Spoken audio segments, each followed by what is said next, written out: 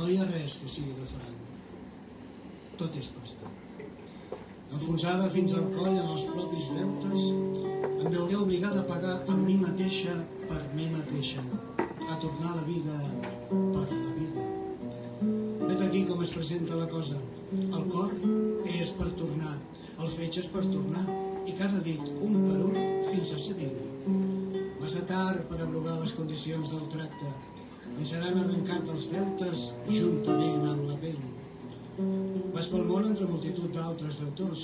Sobre els uns pesa el càrrec de pagar per les ales, d'altres, vulgues que no, passen comptes per les fulles. Cada teixit de nosaltres participa del deute.